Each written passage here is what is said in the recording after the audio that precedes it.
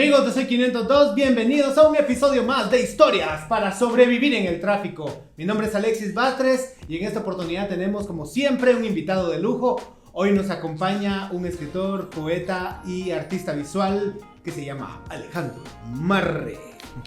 ¡Bravo! Muchas gracias por la invitación.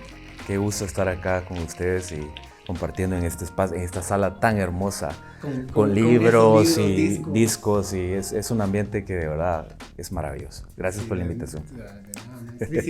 Bueno, hoy, como ya es costumbre en nuestros episodios de historias para sobrevivir en el tráfico, tenemos unas historias que contarles, bastantes historias. Y en esta oportunidad, Alejandro nos va a leer de este libro que se llama Sagrada Carne. A mí me llama mucho la atención, yo no lo he leído, lo vamos a escuchar hoy, vamos a ver si nos da tiempo porque es un libro bastante corto, nos cuenta Alejandro, pero son poemas zombies. ¡Tan, tan, tan! Maestrísimo. Muchas gracias, pues vamos a leerles algunos de los versos que vienen desde la voz de un muerto viviente, ¿verdad? ¿Qué nos puede decir alguien que está muerto, verdad? A nosotros que estamos relativamente vivos en esta dimensión. Y pues acá están estos pequeños aforismos de un muerto viviente. Allá afuera los hombres y sus trajes límpidos. Aquí adentro el hambre, únicamente el hambre y las gotas de oscuridad que tornan el silencio infinito en el preámbulo del festín. Muero, luego insisto. Yo no tengo nada más que perder, todo lo he ganado ya. El tiempo, la existencia, los ojos de los que me han llorado y también su olvido. La tierra me abraza con sus fauces y su aliento de roca, con esos dientes estalactita, con el filo de sus obituarios incesantes y su maravillosa y desproporcionada procreación. Células que maquinan células, que maquinan células, que maquinan células, que maquinan células. El infinito cabe en una mordida. La persecución de los seres vivos, de sus ideas, sus medicamentos, sus alertas rojas, escapar de la verdad es un ejercicio humano, tristemente humano. No soy un monstruo, soy tan solo una ausencia, un escándalo a media mañana o a medianoche. ¿Te importa la hora? Estas palabras no existen porque los zombies no hablan. Su magia está en el asombro y en el mínimo gusto por las conversaciones. Los zombies no pueden escribir porque están muy entretenidos comiéndose el mundo.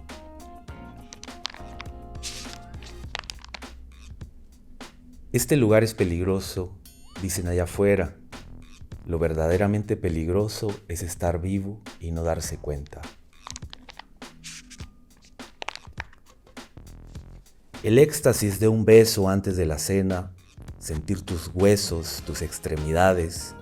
El éxtasis son tus células completamente dispuestas en mi boca.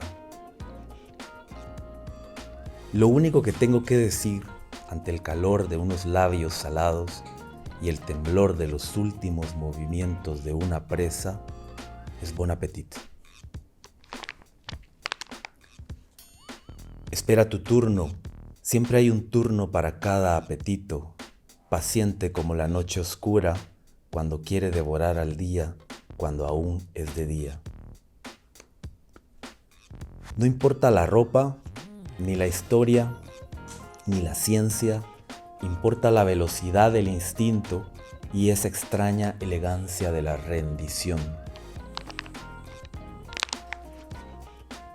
No huyas porque esos huesos son tan míos como los tuyos, que al comerte Soy yo el que se devora a sí mismo. En el clímax de la pesadilla, un monstruo te abraza. Si huyes, te pierdes el resto de la historia. Los restos aquí presentes son un reflejo de los restos allí presentes. Lo que ves es lo que eres. Lo que temes es lo que serás. No hay armas que aniquilen lo imaginario. Por eso el zombi juega libremente mientras el resto del mundo practica la guerra. No hay nada más hermoso que un muerto viviente persiguiendo a un puñado de incrédulos. Canta la canción de los gritos, de los silencios y las respiraciones, esa cancioncita boba con la que juegas a espantar lo imposible. Y con este termino que dice, mañana será un regalo cuando el día retorne y yo ya me haya ido. Muy bien, maestro. Muchas gracias. Perdón. No es COVID. No es COVID. Espero que no. Ese es el hashtag, ¿no? Es el hashtag, no es COVID. No es Cada vez COVID. que alguien estornuda o tose, no es COVID. Perdón. Es el clima, es lo que dicen todos. Es el clima. No pasa nada. Maestrísimo, qué interesante eso. Yo tengo una peculiaridad con tus poemas, porque cada vez que los leo, yo me río mucho. Qué bueno. Sí, es que lo que pasa es que vos sos muy, o sea, yo siento la seriedad con la que lo decís, pero es tal el cinismo de la frase que yo no me puedo contener. Hay muchas cosas que he leído con las que me he sentido identificado, y este está bueno. Esos aforismos de un zombie. Sí. Eso está bueno. Vos me estabas contando algo bien interesante de cómo querías presentar este libro. ¿Cómo era el rollo? ¿Cómo lo habías planeado? El libro inicialmente era un libro objeto, ¿verdad? Era más como un trabajo conceptual. Y los textos yo pues todavía lo voy a hacer, pero inicialmente eran, digamos, hojas sueltas, ¿verdad? Donde están los poemas.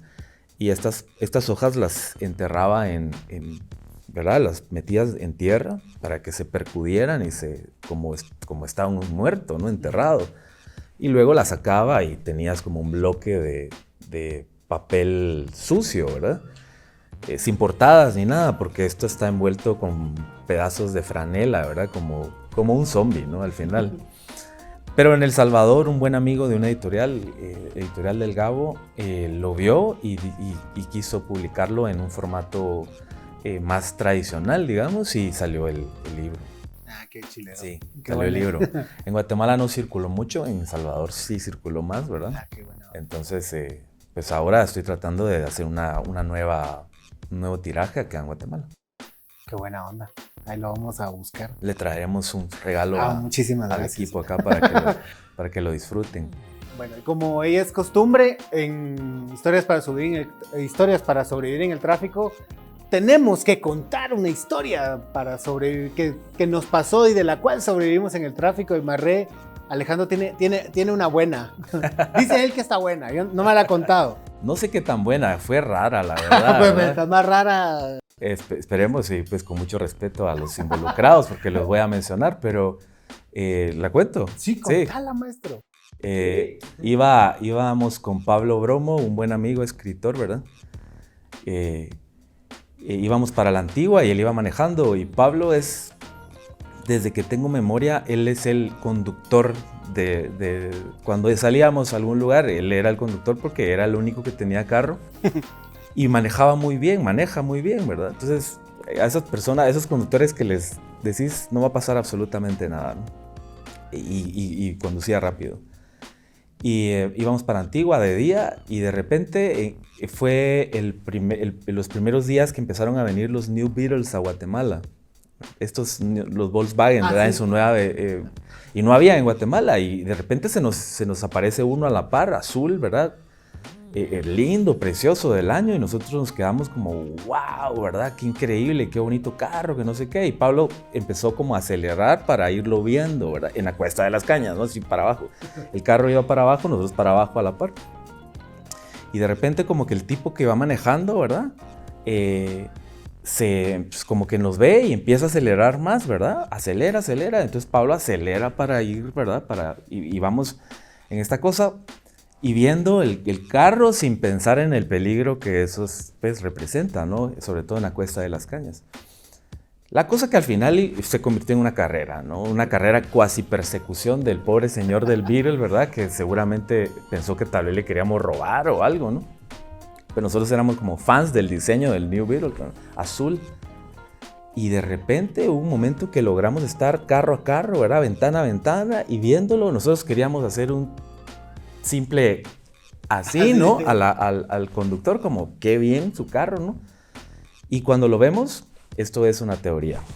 Yo fui el que vi que era Álvaro Arzú.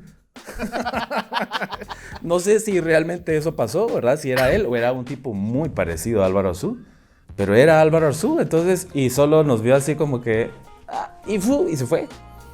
Y nosotros nos quedamos después, ahí sí Pablo frenó, ¿verdad? Tomamos un poquito de agua, bajamos como el acelerador y todo, y se desapareció. No sé si él lo recuerda, pero ahora le voy a pasar el video para que lo mire. No sé si era Álvaro Arzú, pero si fue él, qué divertido, ¿no? Tuvieron una competencia en la Cuesta de las Cañas. Tuvimos una competencia en la Cuesta de las Cañas con el señor Arzú. Y nos ganó. Pero... Yo andaba en una nave. Sí, un carro precioso, ¿verdad? Pero... A mí lo que me pasó una vez fue que yo iba manejando en la Cuesta de las Cañas y se me cruzó una Harley Davidson así gigantesca, de esas motonas. Para nada fue una molestia. Dije, qué cosa más hermosa. Y cuando me acerqué a hacer lo mismo, era Rafael Espada. No. En ese entonces era vicepresidente todavía. ¿Ah, sí? Mira. Y él es aficionado a las motos. Wow. Él incluso creo que salió en una caravana del Zorro. Es cierto, con su moto, sí, con es su cierto, Harley. Es cierto. Ahora que lo mencionas, ¿verdad? Pero son esas historias de... El cabal ahí para la antigua. ¿Sí? O sea que hay un punto ahí. Si quieren ir a ver políticos en racing y todo, la Cuesta de las Cañas es el lugar. Ahorita que estabas hablando de tu libro, de este que iba a ser un libro objeto, pues vos sos artista visual. Y contanos, ¿qué es un artista visual? ¿Cómo identificamos a un artista visual? ¿Cómo lo definimos? Sí, bueno, es bastante amplio, pero básicamente es un artista que trabaja con las imágenes, ¿verdad? Que conceptualiza, investiga, desarrolla, ¿verdad? A través de imágenes que pueden venir de la pintura, del video, de la fotografía, incluso de la misma acción, ¿verdad? Como performática o audiovisual, ¿verdad? Básicamente la imagen o la posibilidad de la imagen es una herramienta para poder transmitir ideas, ¿verdad? Entonces ahí quizás no es como decir, bueno, es un pintor, ¿verdad? Que definitivamente se dedica a pintar, ¿verdad? Sea cual sea su técnica, pero pinta, ¿verdad? Sobre un soporte y eso es su técnica, o un fotógrafo que utiliza, ¿verdad? La cámara, ¿verdad? O un cineasta que trabaja con también un equipo, ¿verdad? Y una dinámica para generar imágenes e ideas. Y el artista visual creo que engloba o puede englobar muchísimas de las campos o ramas o técnicas, ¿verdad? Para expresar ideas a través de la imagen, ¿verdad? Yo creo que eso sería un poquito el concepto así muy general, ¿verdad? Ya, contanos de alguna de tus puestas que recordés, digamos. Yo tengo algunas, ahorita las vamos a... Bueno, okay. Tengo pocas, o sea, memoria pocas, pero alguna que te haya quedado marcado, digamos, que te haya dejado algo. Pues siempre te dejan bien marcadas todas, ¿verdad? Pero te dejan marcas, pero dramáticas, ¿verdad? Y bien... Hay dos proyectos que casi mucha gente no conoce que hice, pero hay ciertos grupos que sí conocen estas dos acciones. Las trabajé con el espacio Libélula, con mi buena amiga Aida Aguilar y Alfonso Parutz, que es un cineasta y artista visual y tiene varios talentos. Y con ellos trabajamos 2 proyectos. Uno fue armar una exposición en un bote, una lancha, y darle la vuelta al lago Petén Itzá, en Petén, e ir como, ¿cómo se dice? Como visitando cada uno de los muelles del lago, llevando esta exposición de cuadros, ¿verdad? Cuadros en una lancha, ¿verdad? Y entonces toda la gente que estaba en el lugar, estaba un domingo, creo, una cosa así, niños, familias y todo, nadando en el lago, ¿verdad? Niños de los pueblos, de los diferentes pueblos. Y entonces nosotros llegábamos con estas pinturas, ¿verdad? A decirles que eran... Esos particularmente fueron como personajes que representaban ser protectores de la naturaleza. Y había como un trasfondo un poco ecológico, ¿verdad? En el tema. Pero la acción honestamente fue maravillosa. Ver como romper la estructura del cubo blanco de una galería de arte, ¿verdad? O de espacios tradicionales de exposición de arte. Y estar con gente que está en calzoneta, ¿verdad? Comiéndose un mango, está nadando, ¿verdad? Y está viendo pinturas en medio del lago Petén Itzá, que encima de todo es un paraíso, ¿verdad? Entonces, esa fue una. Y la siguiente la hice con el mismo equipo de Libélula, que se llamaba 13 lágrimas negras, hice 13 lágrimas literalmente de materiales así orgánicos. Y la exposición se trataba de subir el volcán de agua, poner las lágrimas en el cráter del volcán de agua y bajar, hacer una instalación de obras en el espacio natural, ¿verdad? Como un landing, creo que se llama eso. Entonces, la gente que llegó al lugar, ¿verdad? Como solemos ir algunos a las exposiciones así, el coctelito, ¿verdad? Como mucha gente va solo por el cóctel, pero bueno, vamos así, ¿verdad? Como bien en la ciudad, en ambientes seguros, digamos, controlados. Aquí tenían que subir el volcán, ¿verdad? Había había un esfuerzo físico para subir la exposición, viajar con las obras de arte, ¿verdad? Verlas colocarse en la parte de arriba, en el cráter, y luego bajar y ya. O sea, esa era como un poco la dinámica. Obviamente, casi que fue como una especie de arte ritualista, ¿verdad? De subir, ¿verdad? Yo todavía fumaba en esa época y dije que juré que ya no iba a fumar, por ejemplo, ¿verdad? O sea, que es un esfuerzo tremendo y esas 2 acciones particularmente me marcaron porque ocurrieron en espacios no convencionales en donde cualquier cosa puede pasar, ¿verdad? O sea, te caes de la lancha, o venís rodando el volcán, cualquier cosa buena y mala, ¿verdad? Se activa el volcán de agua. Sí, se activa el volcán o es un paraíso, no sé, cualquier cosa, ¿verdad? O sea, no es una galería de arte, sino es arte en la vida y arte en vivo, ¿verdad? Y eso me gustó muchísimo, ¿verdad? Y ahorita me contabas que tenés un proyecto, todavía no se puede anunciar, ¿sabes? Sí, se puede anunciar. De arte. Sí, el de la exposición que vas a tener. Sí, tengo, bueno, ahorita el 15 de febrero voy a exponer junto con un buen amigo artista visual, Martín Díaz. Vamos a exponer en la nueva librería de Editorial Catafixia. Martín y yo fuimos los primeros, o sea, Martín hizo el primer logo de la editorial hace 13 años y yo hice las primeras portadas. Entonces, digamos que en el proceso de esta familia editorial, nosotros fuimos como los agregados de la parte visual y estamos inaugurando el espacio, bueno, desde esa faceta, digamos, ¿verdad? Y es una bonita experiencia. Invitadísimos todos, es el 15 de febrero y la librería está en el Portal del Comercio, ¿verdad? No, en el Pasaje Rubio. En el Pasaje Rubio, sí, sí. Tienes razón. Perdón. Sí, le debo la ida a Luis Méndez. Y Luis Méndez nos debe una entrevista. Luis, si estás viendo este video, vos tenés que venir a entrevista. Ya me dejaste vendido 3 veces, no, son bromas.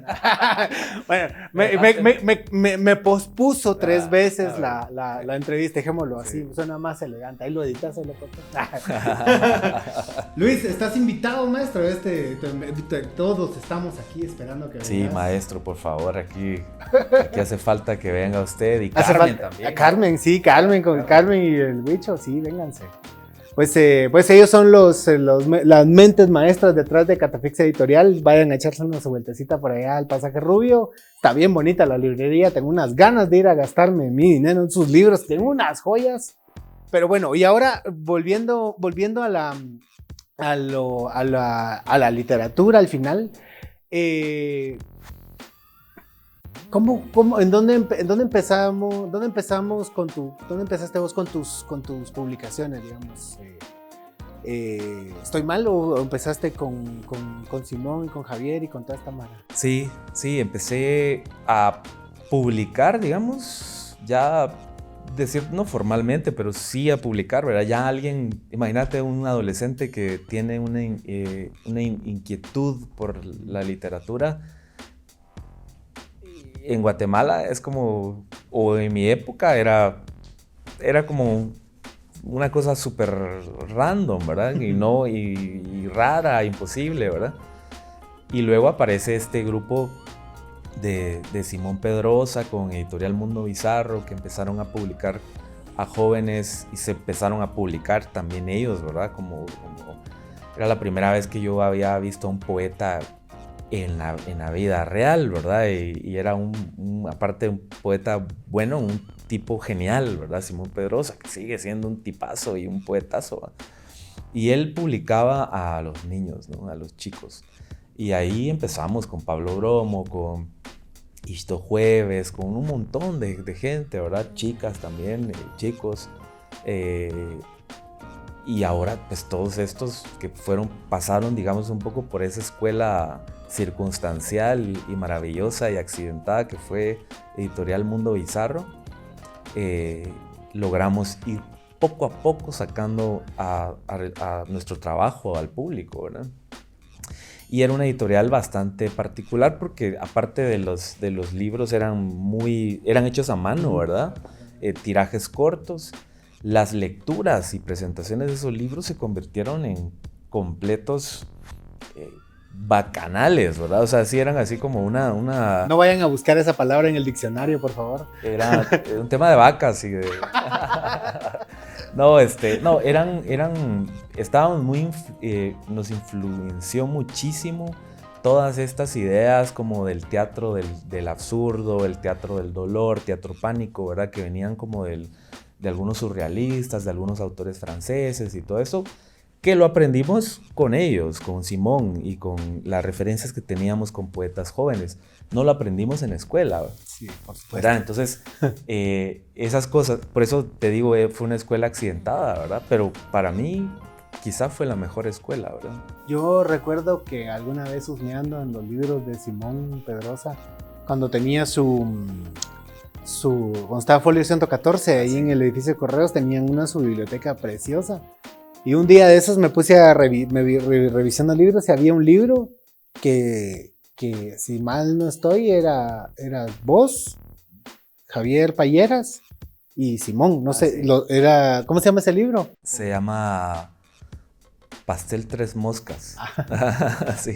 Sí, fue un libro, uno de los primeros de estos libros objeto, ¿verdad? Que incluso pues todas las portadas eran diferentes porque se las dimos a un montón de amigos artistas para que las pintaran.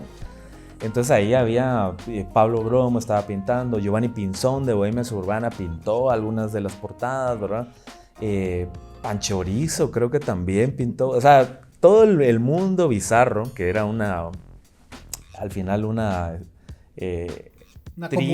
comunidad, ¿verdad? Una comunidad de artistas jóvenes en el centro urbano, ¿verdad? En el centro histórico de la ciudad.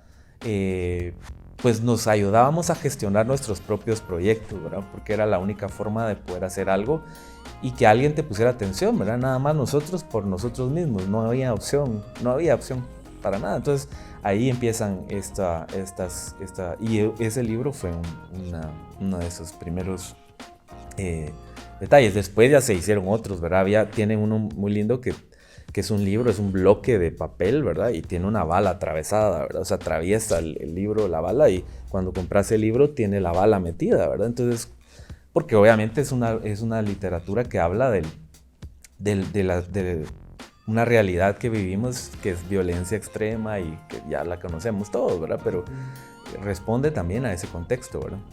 Sí, eso es bien interesante, este fenómeno noventero. Yo estaba muy chiquito todavía. No fui parte. Yo llegué mucho después, ya cuando ya todos estaban en su rollo. Pero digamos que a mí siempre me llamó la atención porque yo siento que de alguna forma es como mi percepción, esa comunidad bizarra le dio forma al arte del país en ese entonces. Creo que fue como creo que fue como esa especie de espacio simbólico, digamos, en donde coincidimos todos los que estábamos inquietos, ¿verdad? Y todos los que estábamos inquietos resulta que hacíamos que el arte nos ayudaba como a manifestar cosas, ¿no? Y ahí aparecen personajes que ahora son grandes artistas, como Regina Galindo, por ejemplo, ¿verdad? Que tenía toda esta onda del performance y las lecturas performáticas. Chava, ¿verdad? Que también se habla mucho de eso también, ¿verdad? La participación de chicas dentro de estos colectivos y todo. Pero había muchas personas, ¿no? María de la Díaz, otra artista visual. Y muchas otras manifestaciones. Entonces de ahí, cada uno obviamente siguió su carrera, siguió su búsqueda personal y ahora están haciendo cosas bien importantes.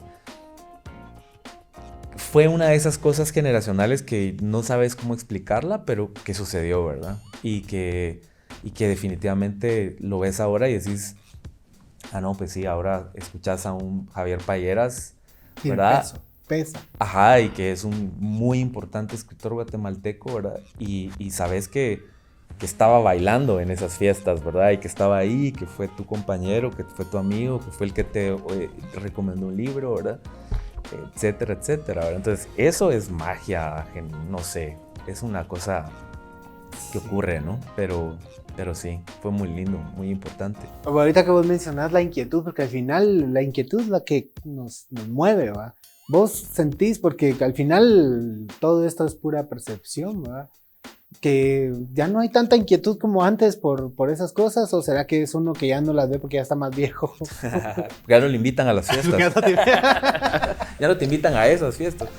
No, pues tal vez un poco de las dos, ¿no? O sea, yo siento que hay un montón de colectivos, hay un montón de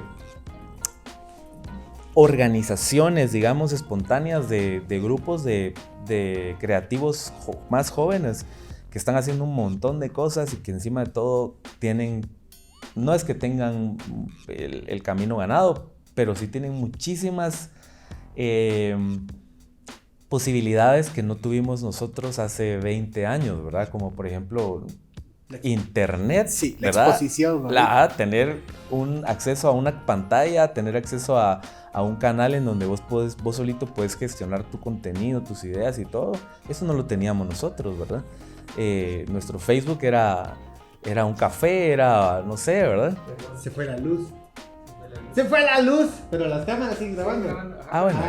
Bueno. Pero hacemos una pausa y esperamos. No, sigamos en la plática. ¿Sí? Lo que pasa, hoy sí se va a ver la brillantina, ¿no? Hoy sí, mira. Que nos dejaron una brillantina aquí de regalo. Muchas gracias por la brillantina.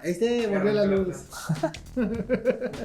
Es que aquí tiene que tener planta, puro. Sí, pero ese servidor y todo. Sí, la planta, esa planta da risa, no vayan a grabar. Porque suena como un trailer así. Sí. Ahorita ya entró.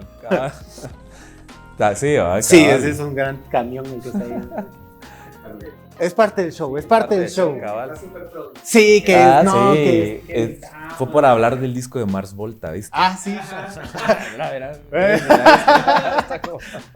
Bueno, eso lo estuvimos hablando detrás de cámara, pues es una historia bien interesante. Alejandro tiene un disco para recomendarles por si se quieren asustar. Si quieren que se les vaya la luz. Si quiere que se vaya la luz acá, todo pues estaba hablando del disco de Mars Volta. Ay, no, tenemos que averiguar el nombre, pero ahí lo vamos a recomendar. Hay un disco de Mars Volta que dice él, o sea, yo medio leí, pero puede ser, hay que investigar, que lo hicieron, que invocaron, usaron una tabla de Ouija, ¿va? E invocaron a alguien y después tuvieron un demonio ahí que les saboteó la gira de conciertos. Hasta que tuvieron que hacer un disco para calmar al demonio. Y ese disco está a la venta en tiendas, muchachitos. Todo pues estaba hablando de estos fantasmas chocarreros, ya se nos fue la luz. Sí, cabal. Pues retomando un poco, no sé de dónde empezar, pero con el tema de nuevas generaciones que están haciendo cosas, sí están haciendo muchísimas cosas.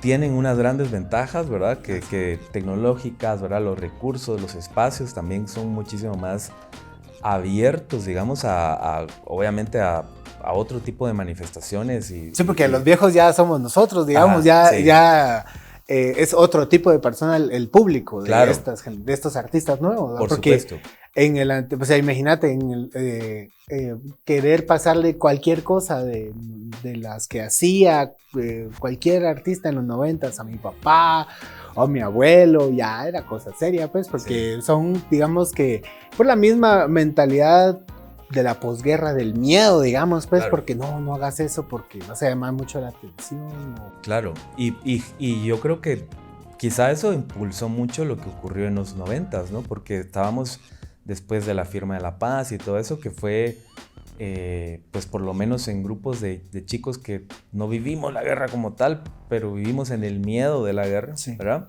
En el miedo de nuestros papás, ¿verdad? Sí. No de nosotros. Porque al final era una reacción natural de protección hacia sus hijos. Por supuesto. Entonces, esa cosa la vimos y explotó después de la firma de la paz, cuando todos dijimos, bueno, salimos al aire, incluso... El disco de Libertad de Expresión. El disco de Libertad de Expresión, conciertos en la plaza, no sé si... ¿En la Plaza de Toros, fue? No, en la Plaza Central, que había mucho apoyo también como para las bandas, ¿verdad? Que salían, tocaban, rock and roll, ¿verdad? Eso no había pasado así porque nuestra Guatemala estaba en otra circunstancia, ¿verdad? Entonces, todo eso creo que ayudó a esa efervescencia también. Y que nuestras referencias anteriores o estaban en el exilio o las habían matado, ¿verdad? O saber. Entonces, era complicado, ¿verdad? Sí, pero si había una comunidad, si había mucha gente haciéndolo, pues obviamente mientras más había, más protección o más sentimiento de comunidad había, ¿verdad? O sea, claro, no, al final, y somos también un poco generación de la tele, ¿verdad? O sea, sí, crecimos con MTV, con un montón con el rock and roll, creo que fue uno de esos como enlaces de muchas artes, ¿verdad?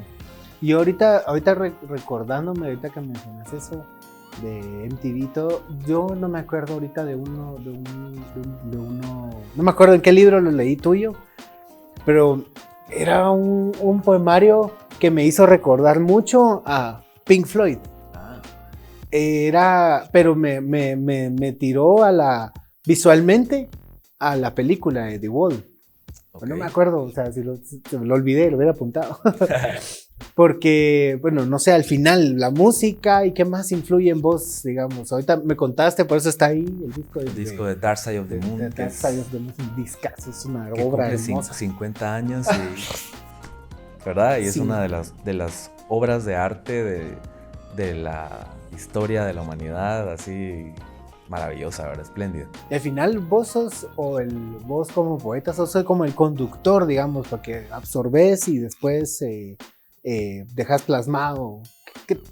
¿Qué tanto te ha influido a vos la música, el cine? Bueno, el cine ya sí, vimos. todo. O sea, yo creo que esta es una frase un poco cliché, pero creo que mucha gente te dice, yo soy un rockero frustrado, o sea, soy un cantante de una banda de rock frustrado, ¿verdad? Que no logró. Yo toqué en bandas de rock y todo, malísimas. Sí, por supuesto. Que por suerte nunca salieron al aire. No quedó material de eso. No quedó material, gracias a Dios.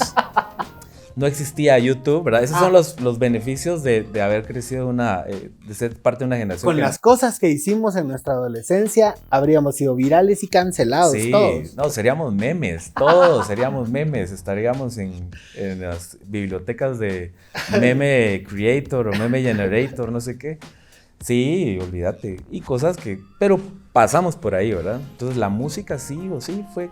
Por eso yo siento que la música fue el rock and roll particularmente fue lo que hizo que muchísima gente que venía de diferentes áreas, incluso de diferentes colonias y zonas, porque eso es otro tema, ¿verdad? O sea, gente de zona 21 con gente de zona 18, con gente de zona 10, ¿verdad? Mara blanca, Mara morena, Mara con cierto estatus social, otra de todo, están saltando en un concierto, ¿verdad? Con el pelo largo, quieren cambiar el mundo, ¿verdad?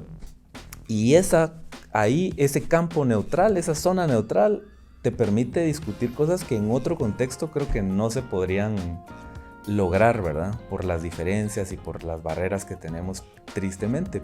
Y el rock and roll creo que es la gasolina que nos hace de verdad acercarnos, o sea, de verdad. Y eso creo que ayudó mucho. Y las influencias, definitivamente, ¿verdad? O sea, escuchar Pink Floyd, bueno, ahora Pink Floyd porque ya estoy un poquito mayor, pero yo odiaba Pink Floyd antes, ahora lo amo.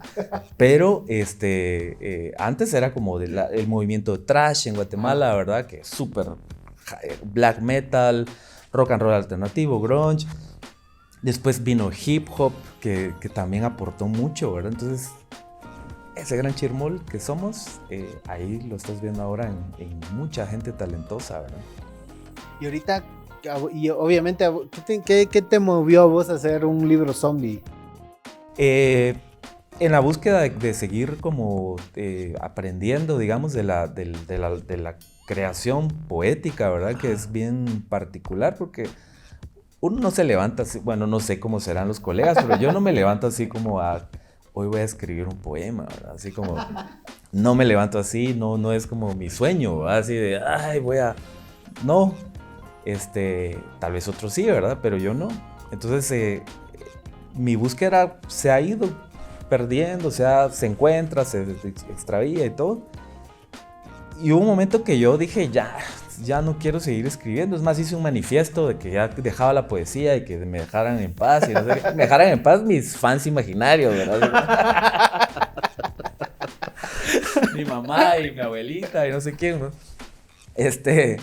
Y entonces de repente apareció esto y apareció cargado de sentido del humor, ¿verdad? Yo dije, quiero echar a perder la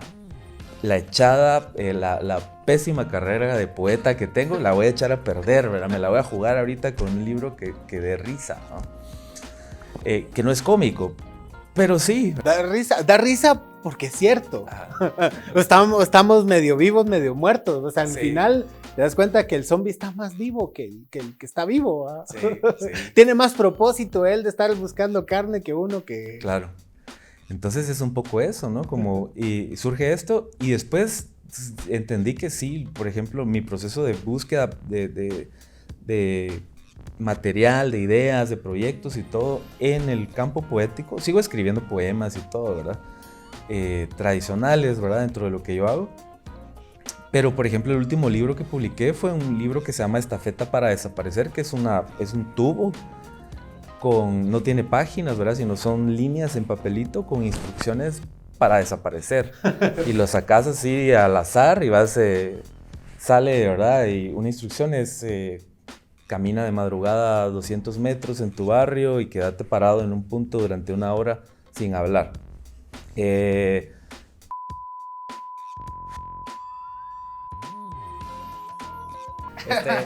Pero cosas que son extremas también, ¿verdad? Y son propias de la vida, de la realidad y todo, y que están ahí como plasmadas en líneas que son poemas al final, ¿verdad? Entonces eso es el libro, y es un libro que está hecho en un tubo, ¿verdad? La vez pasada me preguntaron sobre el proceso creativo, que dónde me inspiraba yo para hacer libros, y yo le dije, pues particularmente lo hice en una ferretería, ¿verdad? Porque me tardé más en buscar el tubo y en todas las conexiones que en lo que terminé escribiendo. Sí, porque las ideas ya las tenías, ¿no? Ajá, sí, pero eso. Interesante, ¿verdad? Va, y contanos ahorita, ¿y vas a seguir escribiendo o así random? Pues sí, voy a seguir escribiendo. Ahora, pues estoy pensando reeditar este libro, ¿verdad? El de los poemas zombies. Y estoy trabajando ya en un proyecto que sí espero que sea el proyecto un poquito más formal, digamos, ¿verdad? También compilatorio, porque realmente en mi caso los libros son pequeños, no son breves. Entonces quizá en algún momento voy a tener que unirlos todos, ¿verdad? Sí, porque al final se hace complicado. Digamos, yo traté de buscar algunos y pues no es con conocidos o con gente. O sea, es bien injusto eso que al final todas esas cosas o todos esos libros que vos has hecho durante tu vida, o sea, a veces vos ni siquiera los encontrás, así como que buscando tu libro y no podés ir a buscar uno nuevo o cosas así. O sea, yo sí siento valioso, sí sería bastante valioso que hubiese una edición con toda tu carrera. Sí, ¿no? Y con obra también de mucha gente, ¿verdad? Porque la poesía es como de las más, como de las hijas menos queridas en el proceso editorial, no menos queridas, pero se le da mucha más prioridad a la narrativa, ¿verdad? A novelas, a cuentos.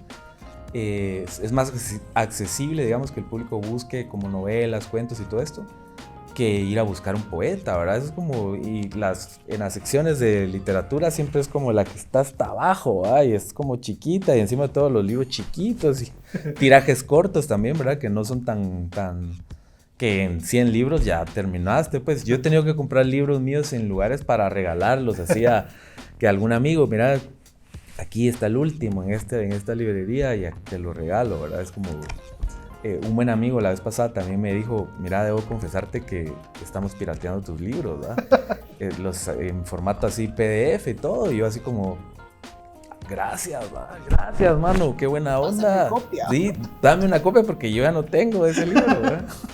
Entonces es un poco así la cosa, ¿verdad? Sí, la triste realidad que nos hace, ¿verdad? Sí, somos sobrevivientes. Survivors totales, ¿verdad? Sí. Qué buena onda. Bueno, pues Alejandro, ya vamos terminando. Y solo para ir terminando y para ir cerrando este bloque, le tengo particular cariño en performance que hiciste. Y de seguro todo el mundo te debe estar con esto porque todos, cuando te contrajiste matrimonio con una vaca. Yo siempre he querido saber esa historia, vos. Contame esa historia de cómo fue eso que te casaste con una vaca. Pues es una historia de amor.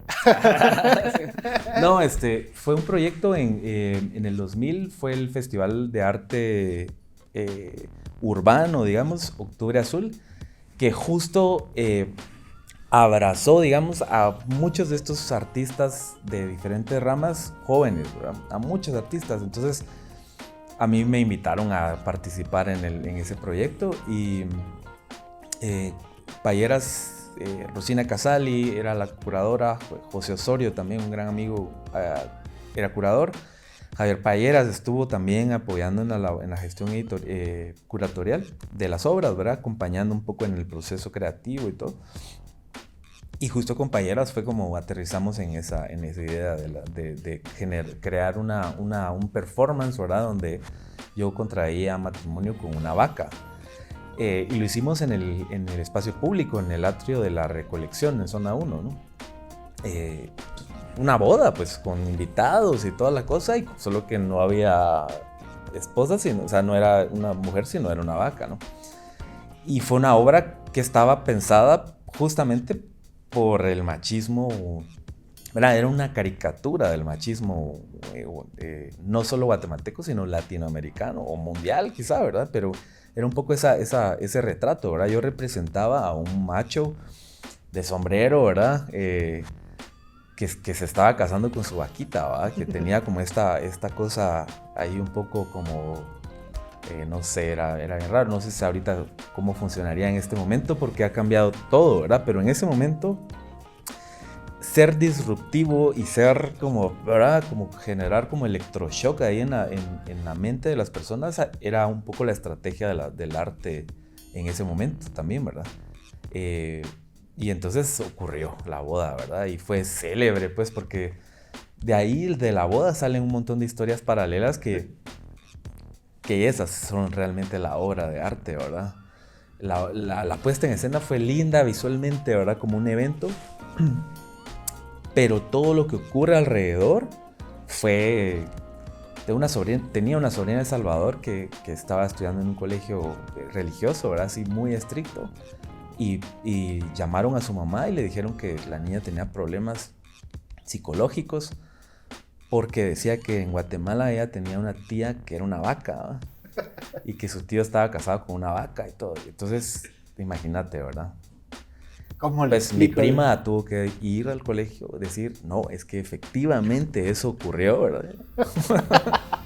Ella estaba ahí, tu sobrina fue a la boda. No, ella se enteró que yo me casé con una, o sea, ¿verdad? Toda la historia, ¿verdad? Entonces son como todas las narrativas dentro, paralelas a la narrativa de la obra, ¿verdad? Y así un montón, el señor que llevó la vaca, el del flete, igual, unas historias así que el dueño de la vaca, que en un momento, él obviamente no la alquiló, ¿verdad? Una vaca lechera no la alquiló, la llevaron de San Cristóbal hasta la zona 1 en un pick-up. Y cuando estaba ahí, él se quedó para cuidar su vaquita, ¿va? Y de ahí regresarla a su lugar. Se acercó conmigo y me dijo, nunca me había sentido tan feliz de entregar a una hija, ¿va? Ni con mis hijas, me dice, ¿va? Y yo, ¿qué está pasando aquí, ¿verdad? Así como que empezó como como de muchas lecturas, muchas cosas alrededor, ¿verdad? Yo dije, órale, esto ya no me pertenece a mí, esto ya quedó aquí en el registro de la mente y corazón de todos los que vivimos el momento, ¿verdad? Yo lo vi en un video muchos años después y yo no sabía que eras vos. O sea, yo lo empecé a ver y dije, no, un momento, no puede ser, estás Alejandro. Y después ya lo vi con más detenimiento y traté de buscar algo, digamos, lo vi en un video random, no me acuerdo, ya ni recuerdo dónde exactamente fue, ¿verdad? Y sí le conté a mucha gente, o sea, sí marcó al final, pues, o sea, fue tan disruptivo para mí también, al final de cuentas, ¿verdad? Porque me pareció gracioso y sí, digamos, entender eso del objeto de la mujer, ¿verdad? O sea, Claro. la crítica al machismo, ¿verdad? Sí. Que sí, yo dudaría mucho, no sé cómo se vería ahorita, digamos, si pasara algo así ahora, cómo se vería, qué. Pues yo creo que sí tendría como mucha confrontación, ¿verdad? O sea, pero al final de cuentas el arte ayuda a eso, ¿verdad? No es que sea panfletario o Sí. de una idea, ¿verdad? Sino que simplemente pone sobre la mesa esas charlas incómodas que sí o sí se tienen que tener y que no siempre estamos preparados por miles de razones, ¿verdad? A hacerlas, ¿verdad? A lanzarnos al diálogo y aprender o a reaprender, ¿verdad? Y en ese momento que fue muy experimental, por suerte, ¿verdad? Todo el mundo estaba abierto a lo experimental, entonces pesaba mucho más eso, ¿verdad? Que ayudaba como a entender los temas que sí o sí teníamos que hablar, ¿verdad? Entonces, Sí. y que ahora pues ya tienen muchísimas voces más, que eso me parece genial, ¿verdad? Yo solo fui una partecita del proceso y que creo que ni voy a ver el resultado nunca, ¿verdad? Ojalá que eso ocurra y que aporte ese es como el sueño que creo que todo el mundo tiene de que algo aportas y que eso genera algo bueno en tu mundo, ¿no? Ya, y digamos, y del material de tus performances y todo eso, ¿quedó registro? ¿Tenés registros? Sí, tengo registros. ¿Y no has pensado también recopilarlo y publicarlo de alguna forma? Sí. Lo que pasa es que tengo también mis etapas bipolares con el mundo del arte. Entonces tengo como Sí, me escapo, no sé. regreso y tengo es un gran trabajo de recopilar las cosas que ahora considero que valen la pena, ¿verdad? Porque no todo lo que he hecho siento pues que no todo lo que hace uno así en el camino lineal está bien, ¿verdad? Hay que seleccionar como ciertas cosas para poder contar la historia de lo que hiciste, ¿verdad? Y de lo que has hecho o de lo que has pensado, reflexionado, no sé. Pero yo creo que incluso hasta lo que vos sentís que no es gran cosa, deberías de incluirlo haciendo haciendo esa aclaración. Bueno, Sí. Yo puse esto, no estoy muy satisfecho con ello, mis amigos insistieron, pero ahí va. Sí. Si les gusta, bueno, porque Pues sí. por el aporte, pues, al Claro. final. No, y no es por ser despectivo con obras y todo esto, pero por ejemplo, sí hay cosas que han surgido mucho en el momento. Por ejemplo, por darte una idea así bien puntual para esto. Más o menos en el 2000 también se hizo un proyectazo increíble que se llamaba, no sé si se llamaba Vivir Aquí o algo. Se hizo en el sótano del Museo Ixchel en Marroquín.